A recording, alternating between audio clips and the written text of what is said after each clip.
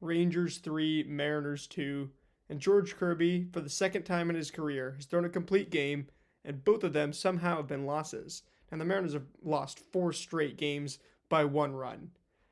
I know what you're expecting on a Mariners channel is for me to come on here and say, this is unacceptable. This is not how we do things. This is insanity. But that's not what I'm going to do. I'm going to say, hey, all the bandwagoners that joined us and everything, go ahead and divest your stocks. Go ahead and jump in that transfer portal. If this was college football, go ahead and take your stocks, take your predictions somewhere else because it's only 12 games in. And these 4 games are just magnified because they're at the very beginning of the season and they happen back to back to back to back. That's not what anybody wants to hear, but it's true.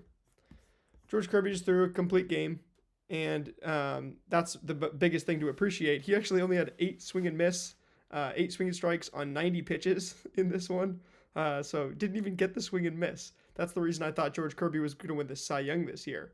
It was because of all the swing and miss that he was getting last year. After the injury, he moved his arm slot down to 29 degrees. Now it's back up to 36. He looks more like a 10 to 20 type of arm, not a top 5 Cy Young winner type of arm that was going to get all these insane, this insane amount of strikeouts while also being able to pull Greg Maddux level command. That's not what he's doing. He just has the Greg Maddux level command, and that's what he's doing in the modern game. I don't know in who George Kirby is. Not exactly the same. It's not the exact same thing.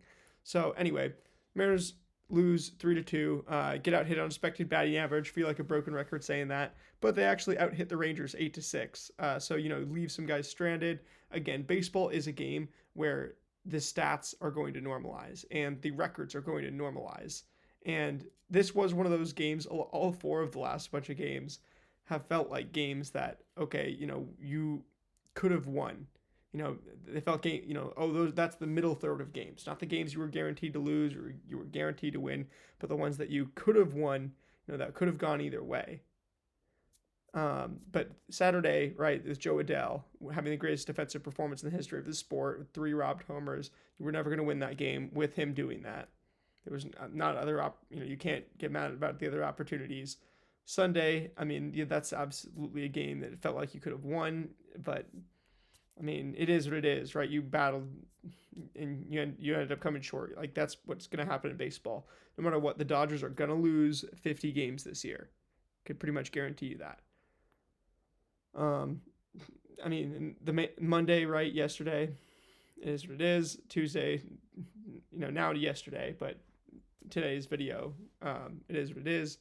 It's obviously late as I'm recording this. You see the time right there, but got to get it up for you guys. So the most impressive thing in this game is Nathan Eovaldi, who has a King Cole on the night, 22 swinging strikes.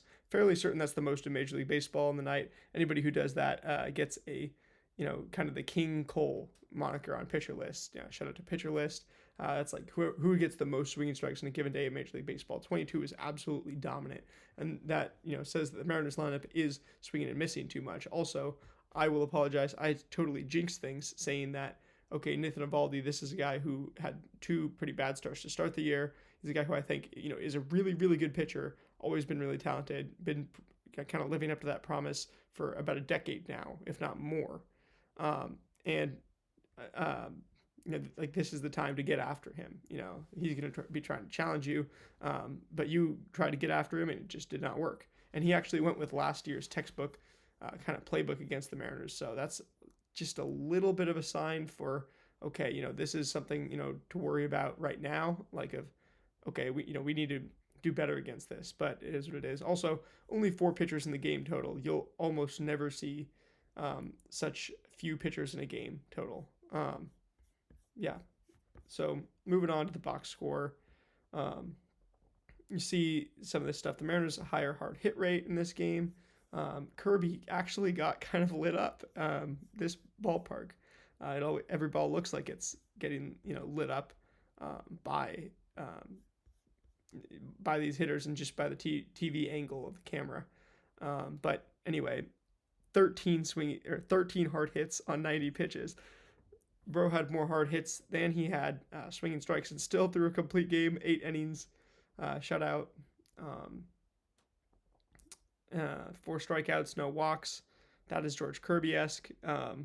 Did allow the one homer to Kyle Higashioka that accounted for 2 of the 3 runs, 6 hits. So, I mean, definitely not the best complete game, but hey, you can't be too picky, right? And that's obviously not the reason the Mariners lost. It was, definitely more on the fact that Nathan Eovaldi was swinging. I mean, he had nearly a quarter of his pitches were basically a quarter of his pitches were swinging strikes by the Mariners. That is insane. He's just racking up whiffs like nobody's business. Definitely the most against the Mariners this year. Um, so yeah, Nathan Eovaldi only 6 hard hits on 93 pitches. Doesn't get through as much of the game, only 6 innings, but the parts of the game that he got through, he actually got hit that allow the same amount of hits as Kirby, who had twice as many hard hits. And not half as many swinging strikes. He also walked 2 guys, but he struck out a couple more. And even though he only got 7 strikeouts in 6 innings, which only right, still a very good rate. He had so many swinging strikes in this one. The Mariners just swinging and missing, swinging and missing. And, the Mariners face 131 pitches, only get 7 hard hits, whereas Texas faces 131 pitches, gets 13 hard hits. So, you can do the math. See, the Mariners 7 and 90, 13 and 131, 13 on 90 pitches versus 7 on 131. Very obvious who was hitting the ball better tonight and making better contact as well. Also, one thing I just want to ask you guys, if you guys can help me out with this, these hard hit, okay, actually I know, I get it. So these hard hit percentages are for the pitching. It's confusing because it's right next to the expected batting average. So you're forgiven. I've always looked at these, and my first instinct is like, okay, these are, does this average out? But it's actually, this is what the Mariners pitching gave up in terms of hard hit percentage. So the Mariners pitching gives up 54% hard hit, and then 26% hard hits for the Rangers. Actually, that's what I think it is, unless it's somehow like the percentage of hits that were hard, or the percentage of batted ball events that were hard, or something. If you have a better idea of this than me, and if you know exactly how that stat works, go ahead and put it in the comments below. If not, we'll be figuring that out tomorrow, and have a better answer for you guys. But that's the main thing. And you look at up and down the Rangers lineup, everybody joining in with hard hits. Just galore, right? Everybody comes to the party today for the Rangers, pretty much. Whole lot of production at the bottom of the lineup, all these different hits. The Mariners didn't walk a batter. The Mariners allowed less base runners. They did a lot of things right. Jacob Latz also came in. 2 innings, 2 strikeouts, 1 hard hit on 23 pitches. And then Jacob Junis has been a thorn in our side in the 9th inning. Getting 2 straight saves in this one. Is he the Rangers closer? Crazier things have happened, and it looks that way right now. If you're one of my friends in my fantasy leagues, if you're anybody in a fantasy league, go ahead and pick up Jacob Junis. Do it before everybody else does, because I know I'll be picking him up in my fantasy leagues here pretty soon. If this is what is going to happen with him. There's a very good chance he is on your waiver wire tonight. And he's also got 2 straight saves. But he is not somebody that anybody was talking about as a closer coming into the season. But the Rangers bullpen is so kind of up for grabs that he would be, it looks like he's the guy. It just does. Now with George Kirby, getting on to George Kirby's outing, there's things to like here and there's things to not love. Again, being picky in a complete game shutout. Funny, the average exit velocity is up at 92.3 miles an hour. That's pretty hard. He was living in the zone like crazy, 57%. This is definitely the old Kirby and not the new Kirby. But then those pitch counts just kept him sterling. 7, 8, 8, 13, 122 pitch inning in the 5th. I think that's where they scored all 3 runs. Then 11, 10, 11, he just cruised other than the 5th inning. He was, getting some chase, but he's tons and tons of strikes. You look at, he gets 68 strikes on 90 pitches. He's pitching out of the zone a tiny bit, but the sinker goes to, 13 times. We want to sink more sinkers to right-handed batters, 43 total pitches, 13 total sinkers to right-handed batters. But did he keep him inside? I'm willing to bet he didn't. If I go look through, if I go look at what pitcher list says, Nick Pollock, I'm willing to bet he didn't. He doesn't get a whole lot of swing and strikes. And this is why I would prefer the version of Kirby. I'm sure somebody on Seattle staff, right, is going to talk to him about moving the arm slot down again, because even though you can get these complete game shutouts, or not complete game shutout, complete games, it would be better for you to just get a shutout and turn it over to the bullpen after 7 while striking out 13 guys, like we know you can do, right? We know you can strike out a ton of guys. You can be one of the premier strikeout pitchers in the major leagues. I would take that over, as crazy as it sounds, the complete games. So I can't believe I am finding things to be upset about when I'm usually Mr. Positive and look at the good side, look at the bright side. Usually Mr. Bright Side. But today I'm just with George Kirby. I know what else can be out there. And so I'm not going to go ahead and say, oh yeah, it's fine, right? This is good enough. I think there's more in here. The four seam and the slider being his main 2 pitches, no problem with that. I want that arm angle back up, to be honest, back down, to be honest. That lower arm angle, the sinkers inside to right-handed batters, those are the keys with George Kirby, and I don't think he's really like believe either. I mean, it's not that he's not believing in it. Seattle is choosing to have this be his approach. And I would love to see the staff just say, hey, let's go win a Cy Young with George Kirby, because he can do it. But right now, they're playing it safe with him. They're doing the thing like, oh, you're gonna be good, and you're gonna be great, but he can still be a Hall of Fame pitcher. And based on what he did tonight, the results, I mean, absolutely awesome. Like, he was pitching to weak contact like no other tonight. And I was like, he was so good at that. But I think combined with this massive strikeout approach, like, man, then you can allow less than 3 runs. And anyway, that is not the thing to harp on. Nathan Eovaldi, got to go ahead and talk about his outing too, because he put out the absolute blueprint against the Mariners hitters. And then this will lead into a little bit of talking about the hitters. Nathan Eovaldi goes out. He goes and mainlines the splitter against the Mariners, and goes 8 swinging strikes on it out of 38 pitches, 8 swinging strikes on 22 cutters. So the splitter and the cutter, early season troubles apparent for the Mariners. That's 16 already. Then 4 out of 18 curveballs. That's also a very, very high rate. But I mean, this splitter and cutter and the curveball, like, we cannot hit the breaking pitches right now. As far as, that was something the Mariners struggled with last year. Their development in so many ways is great, but one of the apparent ways that teams attack them, that is the reason that they're going to lose a lot of these 50 games that they lose this season. I mean, that you're guaranteed you're going to lose at least 50 games, is because they have this weakness in hitting the breaking balls. I expect it to get better. I expect during the summer that they'll reach a equilibrium and they'll start hitting them well. You remember that Tiger series last year that I kept talking about on the podcast today, like in the middle of the season. You can picture it right now. Randy, Julio, Cal, all these guys were hitting the breaking balls insanely well. Changeups, curveballs, sliders, even like splitters, sometimes. But man, they've got to be watching film of these breaking balls with the hitters, and just seeing what they can do, working in the cage with them. I don't know. It's so hard to face like super highly competitive breaking balls, because who's going to find a way to throw you a Nathan Eovaldi quality splitter in the cage for you to be able to practice against? It's just, these are the hardest things, to be honest, to practice against.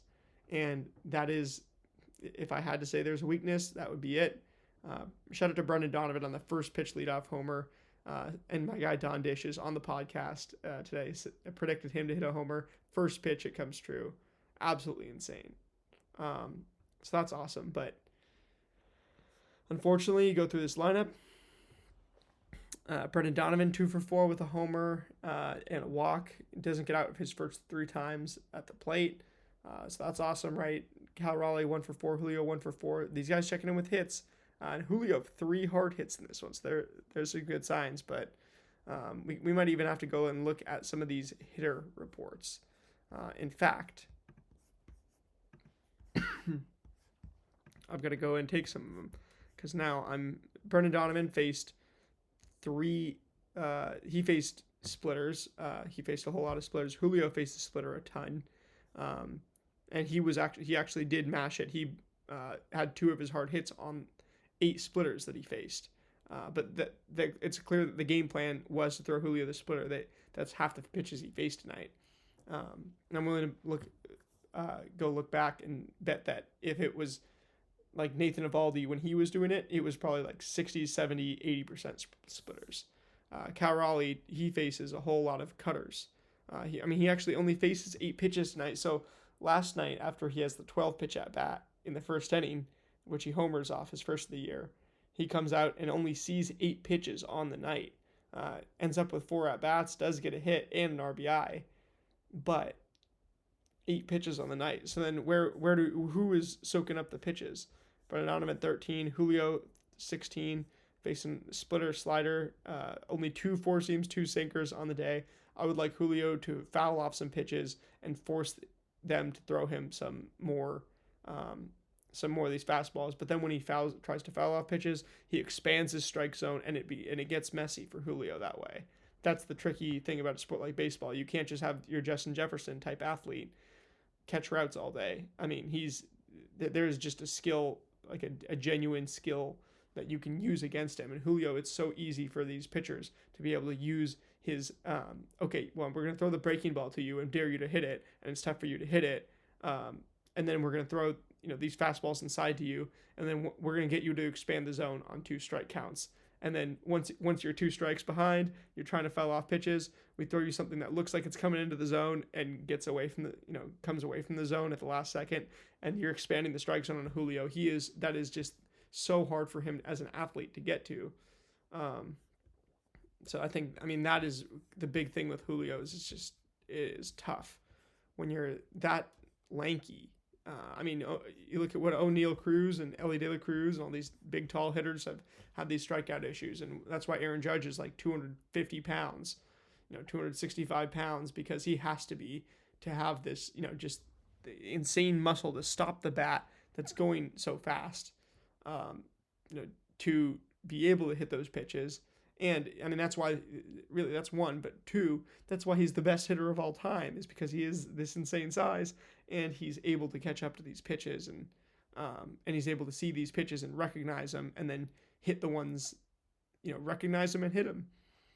And this is why, at the end of the day, right, process is kind of the thing with a hitter, is like, how are you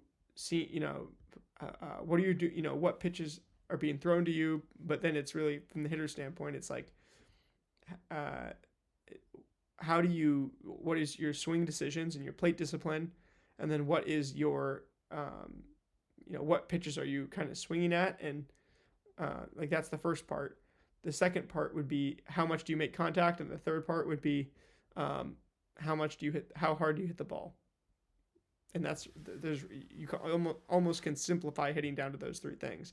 Shout out to Pitcher List again with Process Plus, giving them a lot of shout outs in this video. But it is what it is. Like, it's true. Josh Naylor sees 17 pitches, so that's a good sign. Sees a lot of pitches tonight. Didn't end up with a hit, but you got to think some good things are coming, even though he's 3 strikeouts. Randy, 3 strikeouts. One of the only couple games he hasn't reached on base this year. Gotta believe in Randy. But man, that average falling down to 268, it feels like it's been in the 280s, 290s. It would be nice to see that continue, obviously. Let's see. Gonna break down some of these hitting leftovers as well a little more. Randy Rosarena sees a whole lot of splitters. Josh Naylor sees a whole lot of curveballs and cutters and 4-seam and splitter. They're just mixing up the pitches on Josh Naylor, trying to get him to, because he's a little so unorthodox moving around in the batter's box. Just throw the kitchen sink at him and see if he can. More often than not, it's working right now. He's gonna have to. When he gets hot, I have no doubt that he's just going to see the ball well and eventually be catching up to these things with his movements the same way. But it is what it is. Randy Arozarena sees 14 pitches, splitter, curveball, 4 splitters, 3 curveballs, 2 four seams. He hits one of the splitters, 93.5. Hard hit to qualify as 95 miles an hour. So I don't know. I mean, his bat speed was not up in the Julio range today. Not up in the. I mean, nobody's is. Not up in the Cal Raleigh range. That's not kind of who he is. It is what it is. Luke Raley sees a whole lot of curveballs and cutters as well. So the same approach that they took against, kind of Julio or same approach as Naylor is what they did to Luke Raley, which is, kind of the lefty approach, it looks like. J.P. Crawford throws, he sees 21 pitches, so he's doing his job, being the pest, and he's fouling them off. It looks like 6 splitters, 6 four seams, 5 cutters, 2 curveballs. He did have not a hard hit, but he had something that went a long ways and at least backed him up to the warning track. So, maybe I'm trying to look at, the signs and see what we can do here. But Dom Canzone had one super hard hit, 101.4 off the splitter. He saw 10 pitches, 6 splitters. So Cole Young, a whole lot of splitters, right? You can see where these splitters were going.